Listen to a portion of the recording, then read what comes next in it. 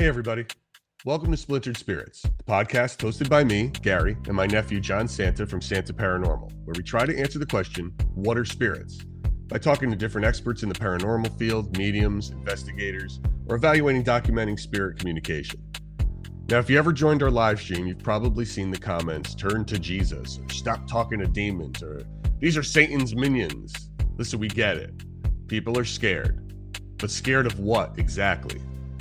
This week, I'm diving headfirst into the devil's playground, not to summon him, but to understand why Satan has such a grip on our collective imagination. Joining us is Dr. Joseph Laycock, Associate Professor of Religious Studies at Texas State University, and an expert in what most of us were told to stay far, far away from: new religious movements, aka cults, exorcism, spirit possession, and the moral panics that swirl around them. He's the author of Satanism from Cambridge Elements, The Exorcist Effect, Religion, Horror, and Demonic Belief, and the upcoming Penguin Book of Cults out this October. Today we're asking, who is Satan really? Why does his image still terrify millions? And why do some people think talking about ghosts is the first step to inviting the devil into your home? Let's separate the fear from the facts and see if the devil's really in the details. Let's dive into the conversation. Professor Joe, how are you today? I'm doing great. Where do I find you? I am in Austin, Texas. Is that where you're from I am originally? from Austin. Yeah, I grew up here. And you decided did growing up in Texas have anything to do with your field of study? A little bit in that, I was a scrawny, nerdy kid and I liked to play Dungeons and Dragons back in the 80s. And, everybody told me that this was satanic and I was going to end up worshiping the devil and committing suicide. So, and now that Stranger Things is out, everybody was like, oh, yeah, that was a thing in the 80s, wasn't it? That was my life. Oh my God, that's great. That's funny. Let me throw this on here so I'm getting feedback from all that. Dude, I grew up in, look, I'm 50 years old. I grew up in the 80s and in the 90s as well. And we had all of that satanic panic and all of that stuff,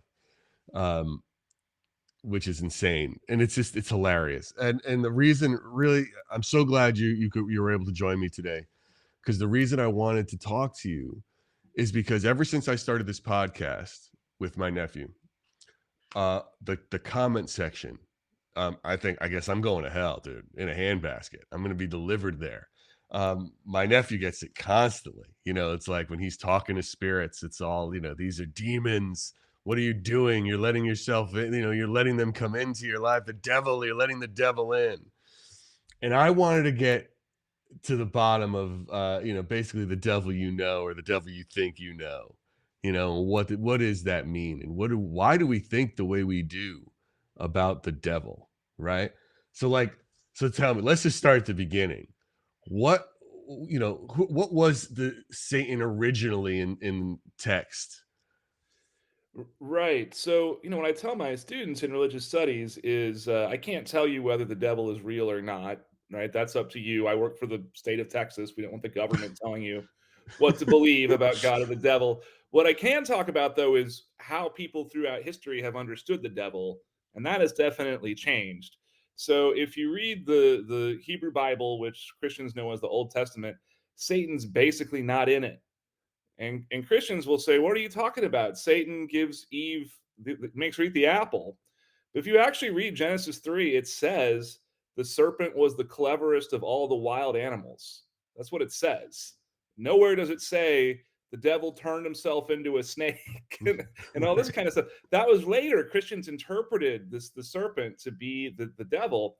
And then later we have the book of Job, which is probably where the devil gets the most play in the Hebrew Bible. And that starts out in heaven, and Satan just walks up to God in heaven. And it's pretty clear that he does this all the time, that he and God are cool, right? If you read, if you read the book of Job, Satan and God are basically friends, and they make this bet about, this Job, who's his very loyal follower but has a pretty sweet life. And Satan says, "Yeah, but I bet if I ruin Job's life, he won't worship you anymore, right? He's just a suck up." So Satan in this story doesn't like people at all. He's very anti-people, but he's very pro-God. And Satan means the adversary in the sense of like a prosecuting attorney, right? Right. And in the story you just described, isn't that basically then, you know, Trading Places was a remake of the Book of Job, where the two rich guys just, screwed with Dan Aykroyd the entire time in that sense to see if he would turn to crime. Yeah, it is a it Right? is I mean, it's just essentially it's the original riches to rags right, story, right? right. And what also gets left out, and at the end of the story, Job has this sort of conversation with God where he doesn't curse him, but he says, "Why are you doing this?" And God says, "You don't ever get to question me. I'm freaking God." And then he restores all of Job's wealth and his cattle and stuff like that. But Satan had killed Job's kids, and those kids are still just as dead at the end of the story. Job gets to have new kids. Um, but it's an ancient text, and it's from a very kind of brutal time in human history, right? Also, at no point does Job say, "Oh well, I get to go to heaven because I was loyal." They didn't believe in heaven back then. And he says, "I have nothing to look forward to but descending into Sheol," and Sheol is the underworld, basically. People understood that you die and you just sort of have this shadowy existence in the ground, right? And so when Christianity comes along, things have changed, and Jews are now living under the influence of the Roman Empire. They're shaped by Greek culture and Greek philosophy, and they've encountered a religion out of Persia called Zoroastrianism. And Zoroastrianism says there's a god of good and a god of evil, and they're basically both equally powerful, right? The other thing that's happened is the story that the Jews have told themselves is there's only one God in the whole world, and he only has one temple, and it's in Jerusalem. That's the only place he can be worshipped. And a bunch of people who pray to Zeus came and conquered it. So how does that work? And they said, okay, well, God is a God of love, and he's all powerful. So he must have let something evil take over the world. So God's not really in control. He's temporarily put this evil power in control of us. Who could it be? Who could this evil power be? Well, when they go and look at the Hebrew scriptures in the Old Testament, they've got two things they can work with. So they've got Satan, who hates humans but is loyal to God. And then in Genesis 6, there's this weird passage that says, the sons of God saw the daughters of men and that they were beautiful. And they came down and they had children, and the children were called the Nephilim, and there were giants in the earth. It's a really weird passage. You see this passage on ancient aliens and stuff like that all the time.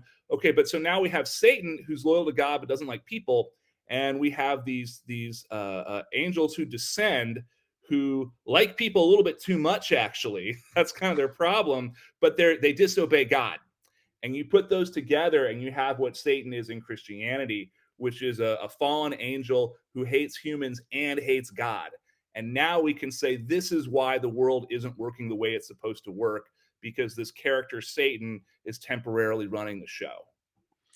That is super interesting.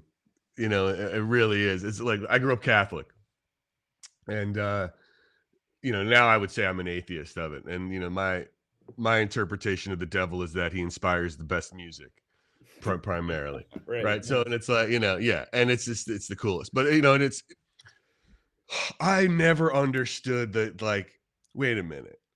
It always felt to me when they would tell us, these fire and brimstone, that sort of probably stemmed, come from Dante's Inferno, that sort of imagery or something, then that here's this guy who's punishing all the bad people. And to me, my whole thing growing up in the Catholic faith was like, well, that seems like he's working with God. And so it's like, if he's punishing bad people, that's just, that seems like he's in cahoots. It'd almost be like if he was luring me in to do bad stuff, I'd be rewarded by that guy. Why would he make me like try to trick me and then hurt me later? What that's weird. If he's trying to get even with that guy, I'd be like, hey, come to my house. My parties are better. Like, that's how I always thought of it. So it never made sense that there was like, and then, like God would punish you. Well, that goes against everything that you're taught that what God is about. So it's like, you know what, you did a bad thing. Sorry, you're going to jail. Run by my guy down there. But then you're trying to also tell me he's not your guy. He's your adversary who wants to beat you. So why would he help you with this prison system? Eh, Like and then I was out. I'm like, you know what? This. There's clearly just a scare tactic to try to prevent to keep me in control. I just always felt it was a control tactic. Is that when did that sort of idea? And I'm sure I'm not the first person to have that idea. So when is that? How did that start to come about, or when did that sort of philosophy or thing start to break through the system in a way? Yeah, so God has always had, a big stick, right? Uh, and the traditional Israelite understanding of course God is going to hurt you if you don't follow God's laws. Of course he will, and he probably won't do it in person. God has all kinds of monsters that do his bidding. God has hitmen. He'll have you swallowed by a whale. He'll send flying venomous serpents at you. I mean, he'll do all this awful stuff. And I think if you were to He's tell got the quite. It's quite Israelites, the video game, isn't it, Joe? It's quite the that's right. video game. Yeah, there's a book that just came out by Esther Hamori called God's Monsters, and it describes all these like messed up creatures in the Hebrew Bible. And basically, God is king of the monsters. God made all these things in case you ever cross him. And I think if you went to the ancient Israelites and you said, your God sounds really cruel, they would probably say, yeah, yeah, he's cruel. Like, so what? He's powerful. He's the Right. most powerful thing in the universe. So we're going to follow him no matter what he says. I'll Right. kill my own kid if he tells me to, right? Right. Right. Um, it's Right. only later when you have this idea of God loves us, God doesn't want anything bad to happen to humans. Now we have a problem, right? Now we have to find some way to justify what in religious studies is called the problem of evil, right? Why is it so terrible to be a human being with all the stuff we have to deal with if the world is being run by this all powerful, all loving God?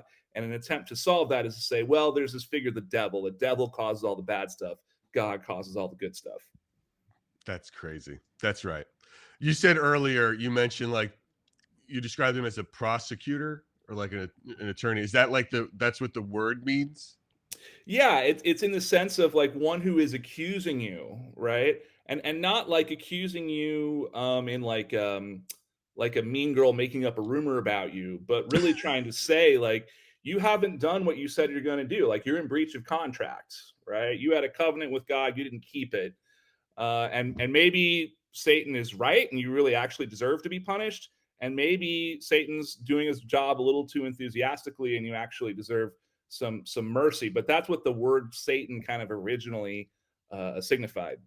It's fascinating. So what?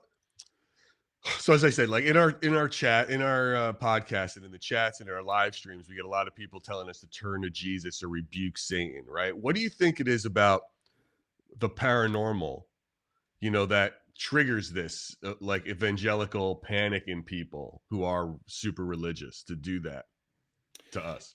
Yeah, it's really interesting. So we know sociologically from sociologists who study paranormal beliefs, if you believe in God, you're more likely to hold a paranormal belief. And they define paranormal beliefs as believing in ghosts, believing in UFOs, believing in psychic abilities and things like this. But they also found that if you go to church services every week, you're less likely to believe in paranormal things. And what they attribute that to is you have pastors and priests saying, all this stuff, it's demonic, it's of the devil, right? And to some extent sociologically this is about brand, right? If you're telling people our church and our Bible and our tradition, we know about the supernatural, we know about all the secret forces in the universe, you don't want people then going and talking to a psychic, right, or talking to a medium. You want them to be coming to you and kind of getting all of their truth from you. And so very early on in the history of Christianity, by about the 2nd century, there was this idea of, well, the other gods that people pray to, Zeus and the gods of Rome and all this stuff, it's not that they aren't real. They're real, but they're actually demons. These are actually fallen angels who have tricked humanity into thinking that they are gods of thunder and love and war and wisdom and so forth. And what they really want humans to do is, first of all, worship them instead of the one true God. And second, to give them blood sacrifices, because that was a common practice in the Roman Empire when Christianity was beginning, is you would make animal sacrifices to the gods. And In Christian the writers, Christianity. To be Christianity would not clear, make animal sacrifices. I mean, that's one reason why Christians were kind of singled out, as they right? said, you Because know, it wasn't doing what the Romans were doing. Like the Romans were into it, Christians were like, no, okay. exactly. And the pagans would say, look, look at all the wonderful things that Rome has done, and the gods have given us victory over enemies. And you won't sacrifice like a dove? What's wrong with you? Right? But the Christians would say, because you're not giving that bloody animal to, some benevolent god like Zeus, you're giving it to a demon. You're giving it to someone who lost a war thousands of years ago in heaven. And that idea is pretty firmly established in Christianity within only a couple centuries. That's okay. Right. It's so amazing. What are some of the most comparable, you know, in other faiths? How does that all tie into this idea of Satan and Jesus? And it's like when you start looking at like, yeah, this guy over here had 12 apostles and this person here had like where does the devil sit in other faiths and other practices, and how does that compare to what we all know, or what these other people believe is the devil today? Yeah, so most Jews don't really believe in a devil, right? Because they would say it's really not in our sacred texts. There Hmm. are Judaism's a very old, diverse religion. There's lots of different forms of Judaism, and there are things like the Dybbuk, which is a possessing spirit that appears in Jewish folklore and things like that. There are stories of rabbis who are exorcising demons. And the other religion of the book is Islam. And in Islam, the devil is called Iblis, which means the whisperer, and pretty similar to the devil in Christianity. But the difference is that the devil is either an angel or something called a jinn. And the jinn are made from fire, and they're like human beings. Angels don't really have free will in Islam, but jinn can choose to be good or they can choose to be evil. And so Iblis is told by God, I've created this thing. It's called Adam. It's a human. It's awesome. I want everybody to come and bow to it. It's my best creation. And Iblis refuses. He says, I'm not going to bow to this thing that you made out of dirt because that would make me a bad Muslim. Right? Muslims are only to honor God. I'm not going to honor something that's not yours. And they get into this argument. And Iblis says, I'm going to show you your creation actually isn't that great. And so Iblis means the whisperer. So the idea is Iblis is constantly kind of tempting us to disobey a God, to choose our own path instead of what God wants for us. And there are traditions in Islam that eventually this squabble between God and Iblis will be reconciled. So it's a somewhat more sympathetic view of this figure than in Christianity, where it's really just absolute evil and has to be destroyed. And then other religions also have to explain the problem of evil.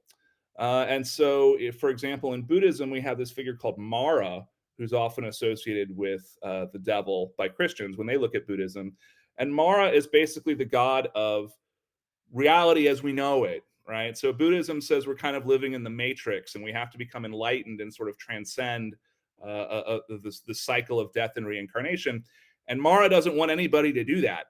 And so when Buddha is about to become enlightened after years of meditation, Mara sends like sexy, like nymph women to try to distract him. Mara unleashes an army of demons on him, and the Buddha turns their arrows into flower blossoms, just like we see in the Matrix.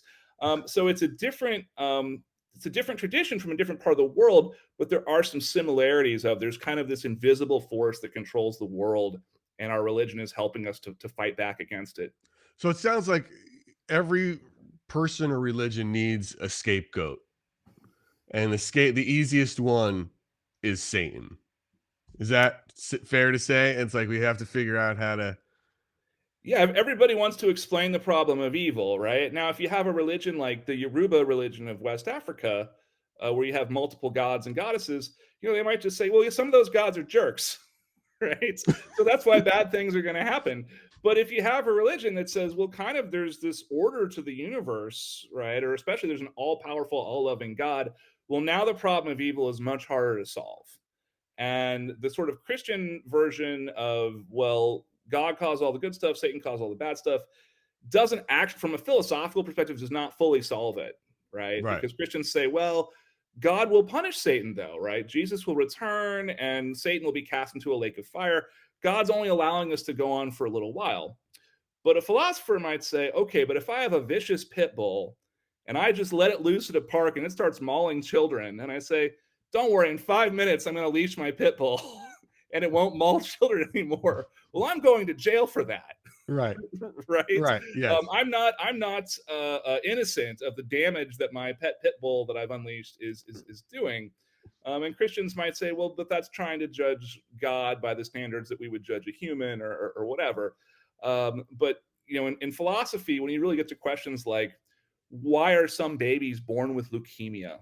Yeah. Right? It's really hard to say that fact of our life can be reconciled with this idea of an all-powerful, all-loving God. It's hard. Right. Yeah, for sure. It's like I think in my philosophy class back in the day it was, if God is all powerful, can he create a rock so heavy that even he can't lift it? Right? Like that was the fun game. So as this, how was the start? Satanism or the Church of Satan, or these sort of like as a religion? How far back is that?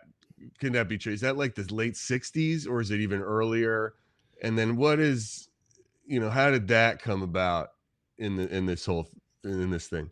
Right. So I mean, this is contentious history, right? What we can all agree on is in 1966, Anton LaVey creates this religion called the Church of Satan, and it's an above ground religion with members, and there's people who are saying, "I am a Satanist. Here's my membership card," and so forth.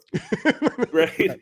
Right. Did Satanism exist before that? It's pretty murky, right? I mean, there are conspiracy theorists who will actually say, "Well, Satanism is older than Christianity," which historically speaking, that doesn't make any sense. But those kinds of claims are out there that this is this ancient a cult that goes back to child sacrifice in the Old Testament, stuff like that. The word Satanism appears in the 1500s when we have the Protestant Reformation and Europe enters 200 years of wars over religion, right? So prior to that, the only church in Europe was the Catholic Church. Now you have Catholics and Protestants fighting each other.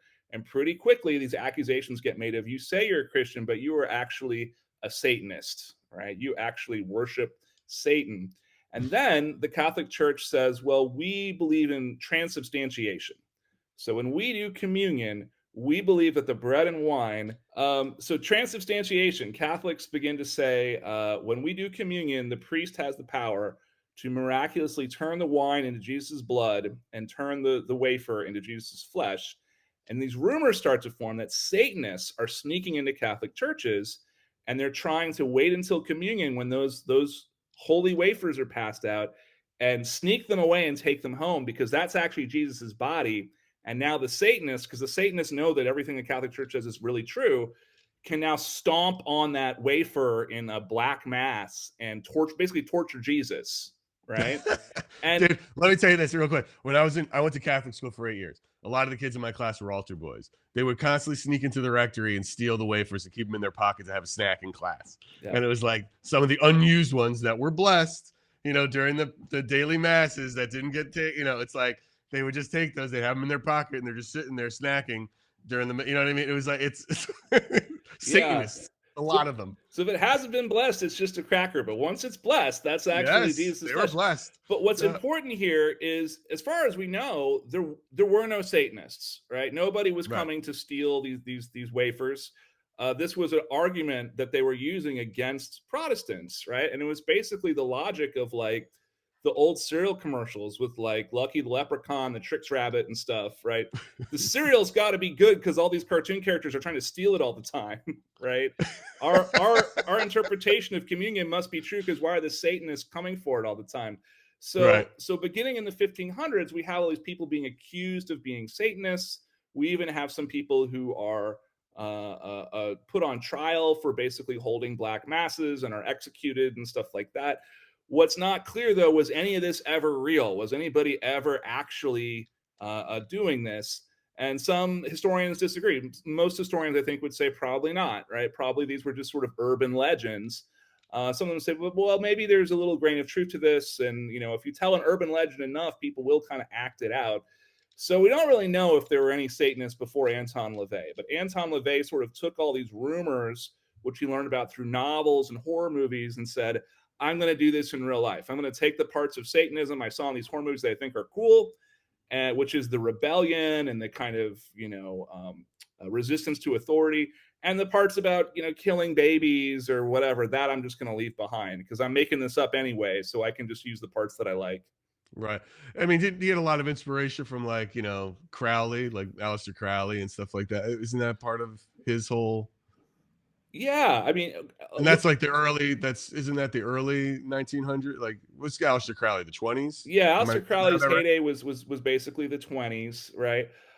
Yeah, so Crowley definitely studied Aleister Crowley. He said that he didn't take anything from him, but he definitely did. If you read the Satanic Bible, which by the way, the Satanic Bible came about because of the movie Rosemary's Baby in 1968. And Right. that was a novel. First, it was a best-selling novel. So Avon came to Anton LaVey and said, "Could you write something? It could be really anything, but as long as it mentions like Satan and witchcraft, we can sell this book. There's a huge market." So LaVey kind of slammed together the Satanic Bible, and so for parts of it, he took the so-called Enochian keys, which are part of kind of ceremonial magic that he would have learned about through studying Crowley. So that's part of the contents of that book. So Crowley was an influence. There was a French novel called La Basse, which describes a black mass in Paris. And he took that and kind of used the novel to kind of make a black mass a ritual. There were movies from the 30s and 40s, old black and white movies that depicted satanic cults. So he drew on that as well. And so he was just really good at kind of taking bits and pieces from all over the place and putting together a religion and also a kind of philosophy, a kind of humanist philosophy of trying to be your best self and kind of have the most fun. So, and unlike L. Ron Hubbard, he really couldn't figure out how to make that kind of money out of it either. So, unfortunately, so it's like, which is fat. That's amazing to me. So, you know, that, so if you started that in around the 60s, I guess, then that would lead you to like the 80s, which is that satanic panic. And I'm actually, I think I mentioned you, I have another project, a documentary project I'm working on about the West Memphis Three, and I know one of the attorneys from that case with those kids, those teens were railroaded, and it was due to the satanic panic of the late 80s, early 90s. What again? Does it just still come down to the same thing? Is it's just the unexplained and just finding a reason to hate, and it must be Satan. I mean, is that really what the satanic panic was all about back then, like in that level? Well, it's interesting because Christianity has always taught that there's a devil, but in certain periods in Christian history, the idea of the devil has been very much downplayed. In other parts, it's been really amped up. And occasionally, you get not only is there the devil, but the devil has human agents, which in early modern Europe they would have said are witches, right? They would have gone on witch hunts. And the 80s was basically just a witch hunt, except now we're calling the witches Satanists. So the question sociologists try to answer is what is it? What's going on in the culture where this flares up? What causes it to flare up? And one interpretation I think is plausible is that when society starts to change too fast, some people freak out and start basically accusing their neighbor, right, of being a witch or a Satanist or something like that, right? So the Dark Ages in Europe really didn't have a lot of witch hunting. People believed in witches, but they generally were not burning people at the stake. And then once the wars of religion start and people things start changing very fast, now I have thousands of people accused of witchcraft. So one interpretation is the 60s, a lot of change real fast, a lot of changes to the Yeah. culture. And the 70s, which is really where the satanic panic begins, is kind of the hangover, right, for that revolution of the 1960s. And so you get very early on Christians kind of making these wild claims about satanic conspiracies. And then the 80s, it really explodes. And there's a couple of reasons for that. But one thing that people have noticed is it was mostly daycare providers who were being accused of being Satanists. So they would say, you drop your kid off at daycare, you pick them up at the end of the day. Well, the daycare provider is a Satanist. and they were like torturing your kid and things like this all day, and they have them cleaned up when you pick them up from school. So the longest, most expensive trial in American history before the O.J. Simpson trial was the McMartin preschool trial, where this whole family was accused of basically running a satanic daycare center. And of course, it was all made up. So here's the thing: why, if you said someone in your town is a Satanist, you probably wouldn't think it must be the preschool teacher, right? Not So, today, for right. sure. But was that because people started to work, or when people started to use daycare more? Is that where you're Exactly. going? Exactly, because in the 80s, we switched from the kinda Leave It to Beaver family where dad goes to work and mom stays home, to now the norm is the two-income family. So what sociologists think happened is a lot of parents felt, "I'm forced to send my kid to all these people that I don't know, these strangers." And so it felt like there was this evil force trying to, undermine your authority as a parent and mess up your kids. And the claim of the daycare is run by Satanists, it kind of gave expression to that frustration. So we don't really know quite why the Satanic Panic got so bad when it did in the 80s, but definitely changing economics was a factor. The realization that child abuse is a thing, that there really are people who abuse children, was probably a factor as well. And then repealing the fairness doctrine in media set the stage for things like the Geraldo Satanism special, right, which really scared the hell out of a lot of Americans. So sensational media was part of it too. It's amazing how many things can be traced back to Geraldo, by the way. When you really start to dig into it, like some of the stuff that he discovered, and stories he broke, and culturally changed, fascinating to me. Well, I was Uh, on Geraldo in 2009. I had lunch with the guy who produced that Satanism special in 1988, and he just said our ratings were so good, we just killed it with the Satanism special. He was so proud all these years right. later. So many people's lives have been ruined by it. So thank you. I'm so glad the ratings were so high. Poor kids who just liked heavy metal music. How does this lead to, this belief, and whether the psychological aspect of Satanism or believing in Satan, how does that play into possession as a religious concept and as a psychological or cultural phenomenon? Like when you're talking about possession, and if you're possessed, it's never by anybody cool. It's always by the devil. It's like, it's just like, it's not, Frank Sinatra isn't possessed me. I didn't learn to sing really well and start picking up chicks at every bar. It's like, no, it's the devil. You know what I mean? It's like, what's the deal? How did that roll out? Yeah, so possession is also, it's one of these things where there's really no possession in the Old Testament. No one's getting possessed by demons. If they are, it actually says it's an evil spirit of the Lord, right? So God wants you to be possessed and freak out. In the New Right. Testament, though, first of all, people are getting possessed everywhere. Everybody's possessed. Jesus has to cast out demons. His apostles has to cast out demons, and these are demons, right? Okay. And it's not quite queer. It's not quite clear what people in the first century understood a demon to be, but they're definitely not from God. These are kind of evil things, and the way that we know Jesus is the Messiah is he has this ability to command them. So that's really baked into core Christian text, right? People get possessed by demons, and Christians are the true religion because they have the power to cast this out, right? And in other religions, there is also spirit possession, but in most cultures that are not Christian, like you said, it's a little bit more neutral. So if you're getting possessed, it could be something really bad. It could be something that's fairly like neutral. We just have to figure out why the spirit is here and make it move on. It could even be good, right? You could be like a shaman and you're being possessed by helpful spirits, right? So Or it could possession, be it could be undiagnosed epilepsy as well. Is that right? not right? Well, absolutely, right? Right. Possession is it is a way of diagnosing something is wrong with somebody.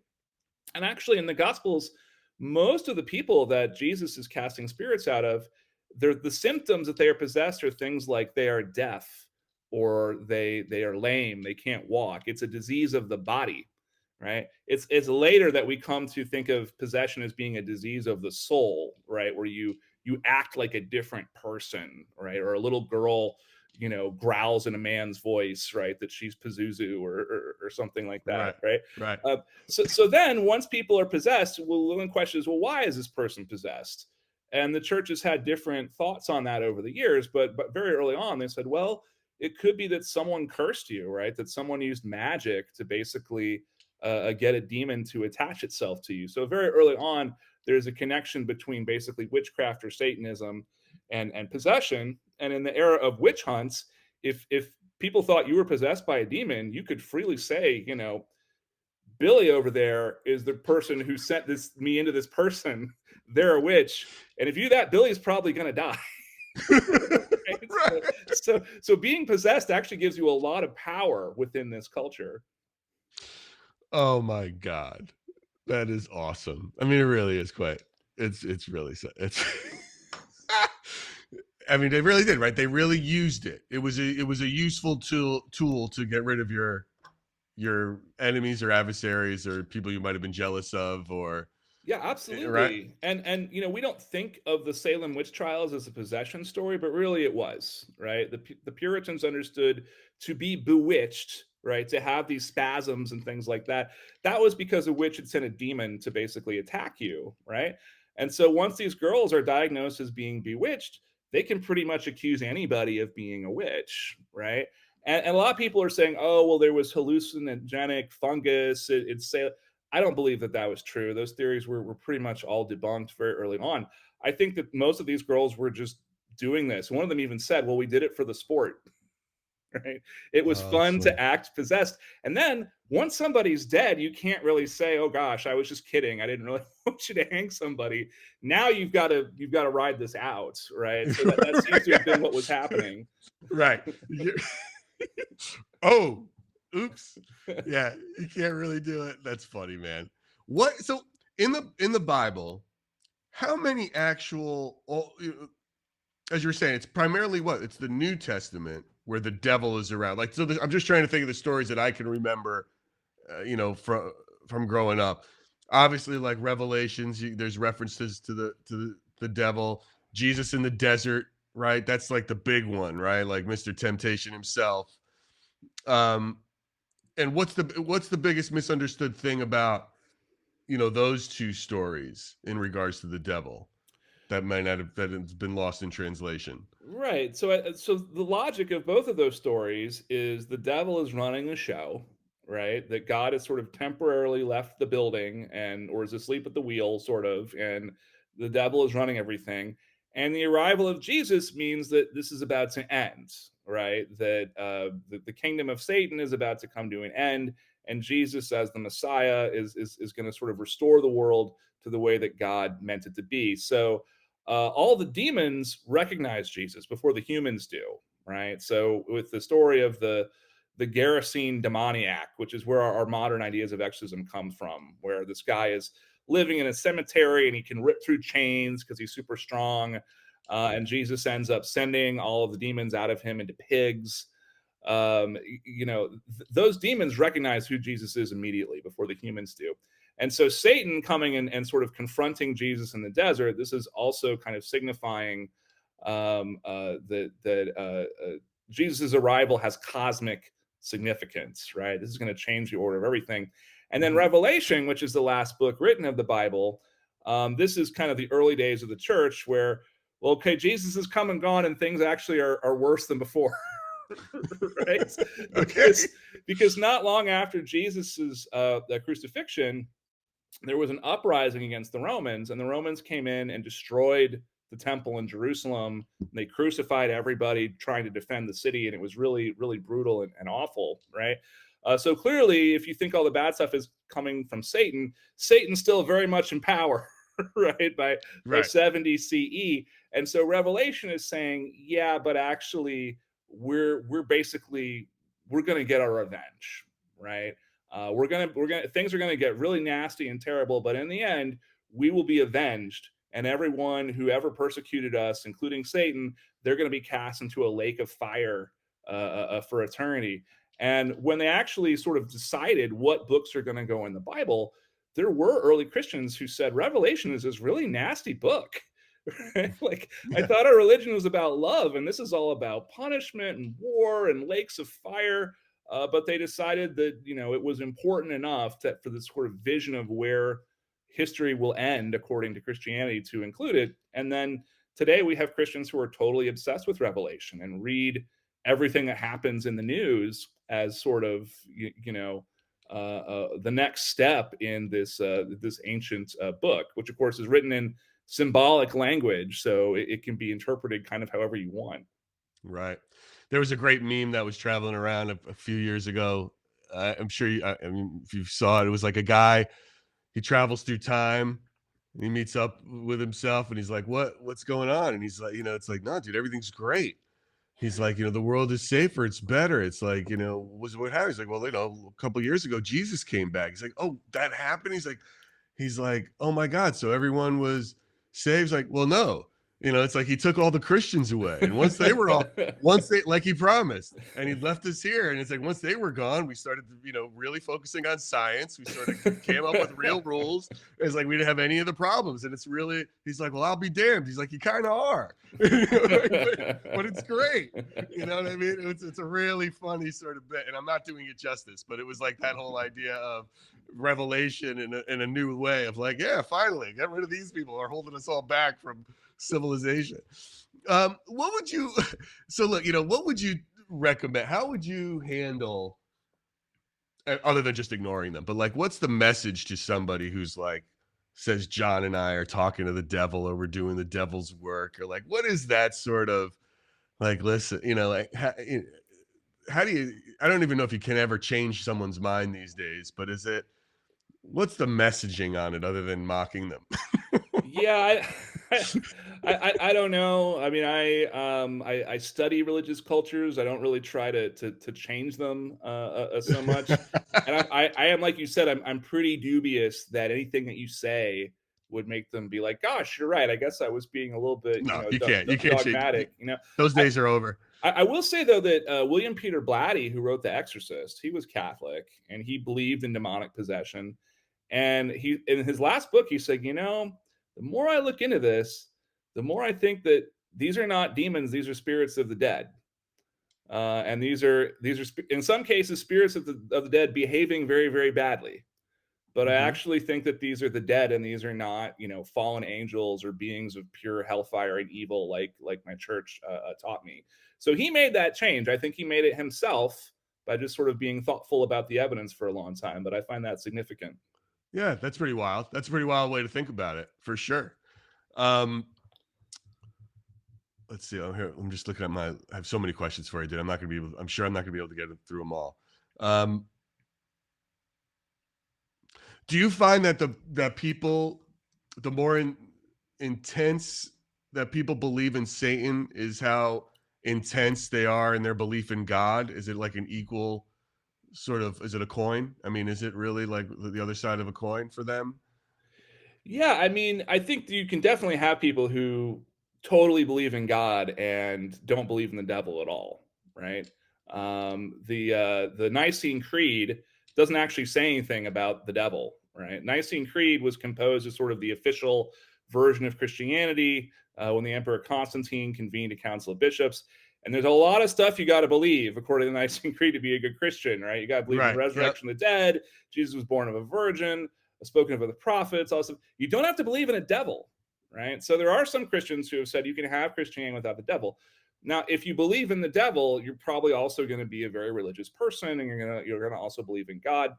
The sociologists I mentioned studied who believes in demonic possession and the devil the most, and they mapped this out by cross-referencing that with things like your age, your education level, and so forth.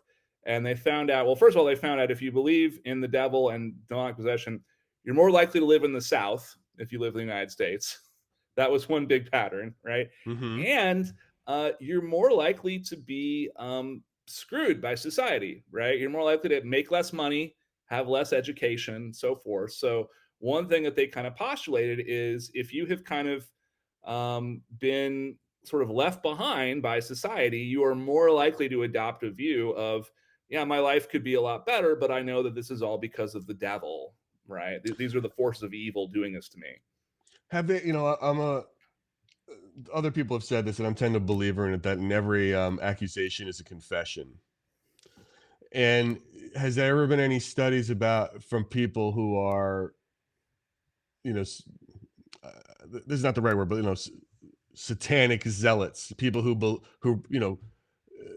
proselytize about Satan at you and like you're with the devil, that they've either had some history of doing wrongdoing or something bad in the past. You know what I mean? Are they more likely? Is there any correlation or connection between people who have done some pretty bad shit who are then accusing people of being Satanists themselves? Yeah, I think there is. So I wrote a book called Dangerous Games, which was about Christians attacking Dungeons and Dragons in the 1980s, which was this huge thing back in the Yeah, 80s. I remember, dude. I know it well for sure. Yeah, yeah. So the people at the core of that, like one thing that they were saying is, well, when people play this game of imagination, they basically make themselves insane and they can't distinguish fantasy from reality anymore, right? But Sure. if you look at the people making those claims, they were the ones who had a very weak grasp on reality, right?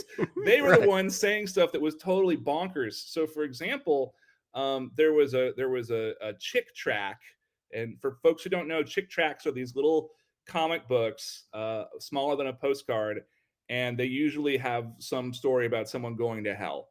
And this guy Jack Chick made them, and you're supposed to leave them at bus stops and things like that to evangelize people. And there was one about Dungeons and Dragons called Dark Dungeon. And you can Google Dark Dungeon and you can go find this. And at the I'll end of look it, for that for sure. there's this pastor with his handlebar mustache, and he says, "We're going to burn all of our D&D books." Well, that guy with the handlebar mustache was named John Todd. And John Todd said that he was raised in a witchcraft family in New England, and that his witchcraft name was Lance Collins, and he was part of the Illuminati that controls the whole world. And he would go to churches and he'd say, "I'm raising money to help other witches come to Jesus, but it's going to take a lot of money to, Oh, to dude, get this to always happen, right?" takes money, dude. It takes And money to get people to Jesus. and then people said, this is the 70s. So people said, your name was Lance Collins and you're from a witch family in New England. Everything you're saying sounds a lot like the soap opera called Dark Shadows that was really big back then. Yeah. And he said, "Well, you see, when I was a witch, I went to Hollywood and I showed my family diary to these Hollywood producers. So actually, that show is ripping off my life. I'm not making up this bullshit story based on a TV show." And then he eventually like sexually assaulted someone, Of and a course he trial was did. declared, basically too mentally ill to stand trial, and died in a mental institution, right? So you'll talk about someone with a poor grasp on reality, but this was the guy telling everybody, right? Witches are everywhere. D&D will cause people to worship the devil. And most of the people that I found making these claims were like this. I found so many people making utterly insane claims. There's this guy, William Schnobelin, big anti D&D guy, said that he literally was a vampire and fed on human blood Right. exclusively. Of Uh, you know, course. just Of course he was. absolutely bizarre stuff. Mike Warnke said he was in charge of 5,000 Satanists in Los Angeles. This was all debunked by an evangelical magazine. So yeah, all these people are big, big liars, and some of them are also doing pretty nasty stuff Right. when they're not making these accusations about others. Right. Right. It's like that's sort of the thing to me that I feel like when someone would accuse us or in the chat of, you know, being Satanist, I'm like, dude, there's something going on with you that you don't like about yourself that I worry about. That it's really it's fascinating.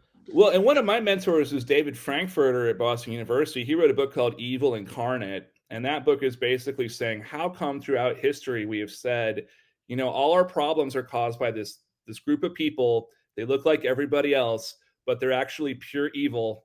And they do these evil rituals, and they eat babies, and they do weird sex stuff, right? These were the claims made in the 80s. But going back in time, these claims were made about witches and Jews, and Now it's even Democrats, by the right, way. Democrats. Yeah, no, it's Now it's QAnon Democrats. crap. Yeah, and Yeah. and this was the same stuff that the early Roman pagans said about Christians. They said Christians eat babies and they do weird sex stuff, right? That's interesting. So Right. so so Frankfurter says we seem to be kind of hardwired to do this, and he says I think this is a form of intellectual laziness, right? That When Oh, you for have a sure. problem, you could think really hard about what's actually causing a problem, maybe think of some ways to try to solve it. Or you could just say, it's my neighbor, they're a witch. They're baby eaters, right? That's Blame them right. for being babies. It's what's the we talked about a lot about it, but what would you say? Thank you so much for your time. I really do. I love it. I think it's wonderful. I think our audience is going to love hearing all of this. What are some of the biggest myths about Satanism that should be debunked? What is the what and Satan and Satanism, when they use these phrases? What are the biggest ones? Yeah, so I mean, Satanism, it's a very nebulous word. It doesn't really mean very much. So in 1992, the FBI looked into claims of satanic child abuse. And what the FBI agent said was, it seems to me that Satan means something different to everybody, right? And this was, they said, the Ayatollah of Iran says, we're the great Satan, that the entire United States is Satan. So it doesn't really help us solve crimes to focus on are they satanic or not, because that word doesn't really mean much, right? So that's the first thing to understand. The second thing is that most people who say I am a Satanist do not believe in a literal Satan, right? They are atheists. Anton LaVey was an atheist, so-called non-theistic Satanist. For these people, Satan is kind of like their favorite fictional character that inspires them, right? Uh, so one way I Right. explain it is like if I have to go to the gym and it's leg day and I don't want to do leg day, but I think that like Batman's really cool, I might be, Batman wouldn't skip leg day, right? Doesn't mean I think Batman's real, right? Right. And the other thing is they do not understand Satan as being the Satan of the Bible who hates all mankind.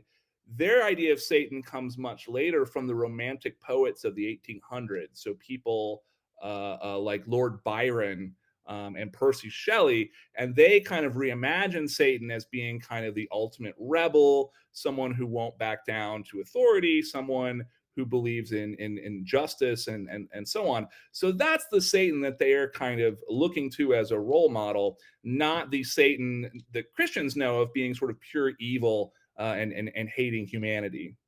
Now when did the idea of, I think I might know the answer, but you can just confirm it for me. Like the idea of, this horned demon Satan versus, isn't he supposed to be like super good looking and charming?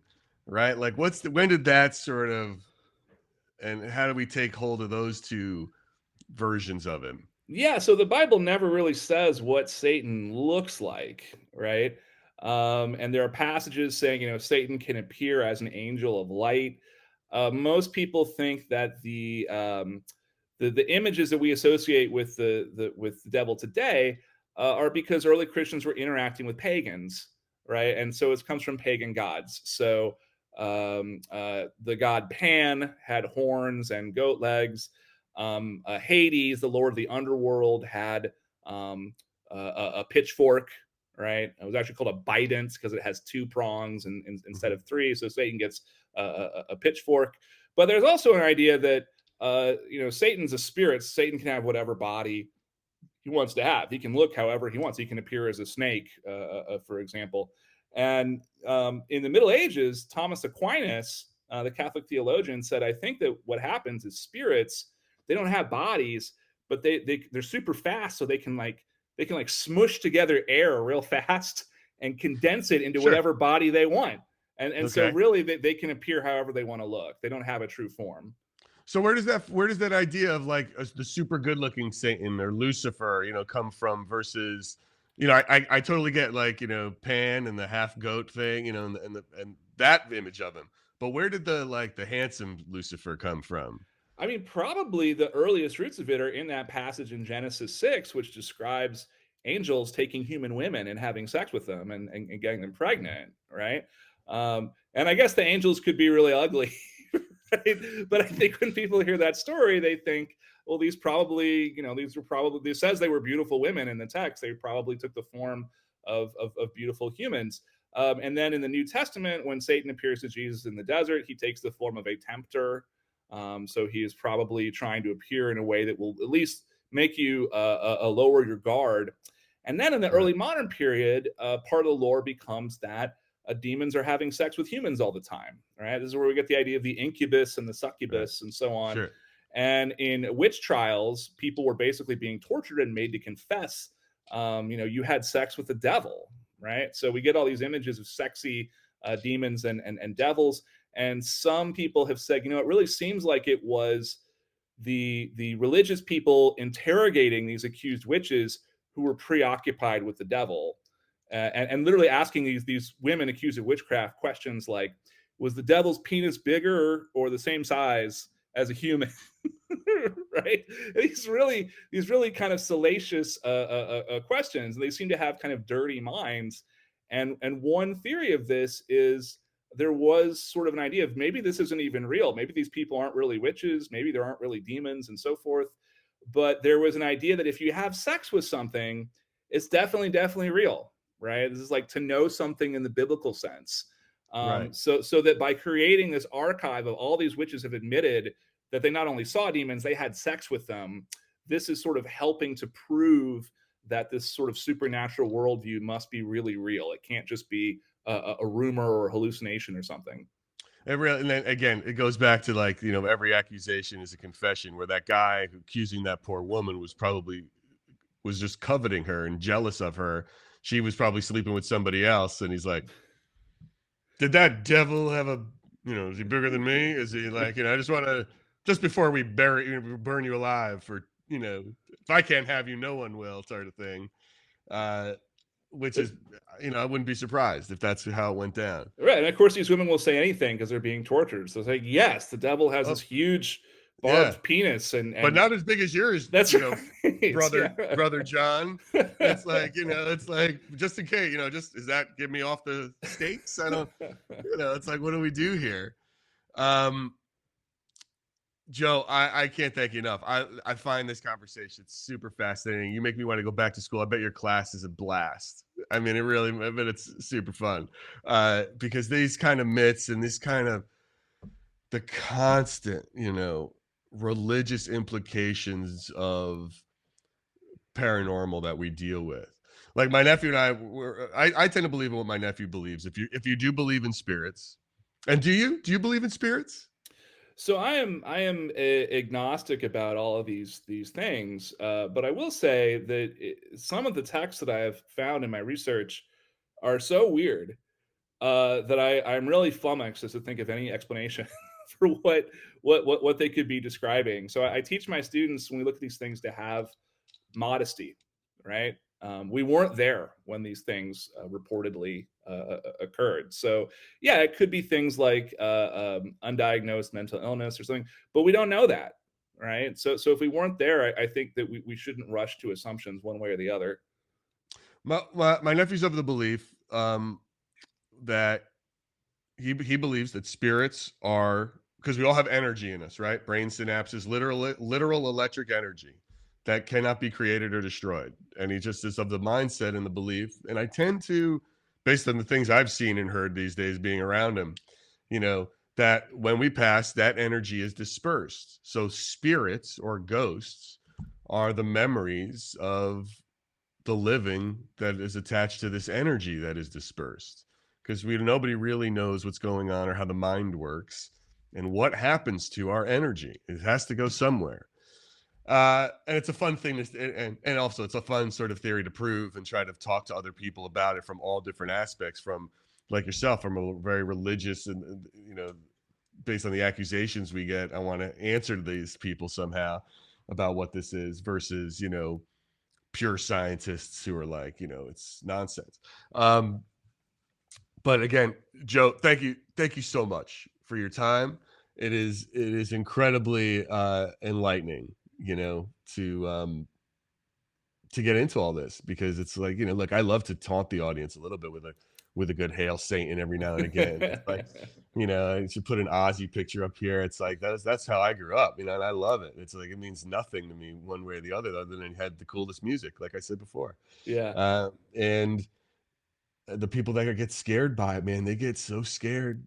They get so scared, and it makes me wonder, like, well, what's going on in your life that this is what you're worried about? Me talking to a spirit and accusing me and pulling me away from it. But that's it, man. That's all I got for you. And I really appreciate your time. And I will certainly point everybody to your books. They should read them. I read the one at the Cambridge books on Satan, it's awesome. It's just great.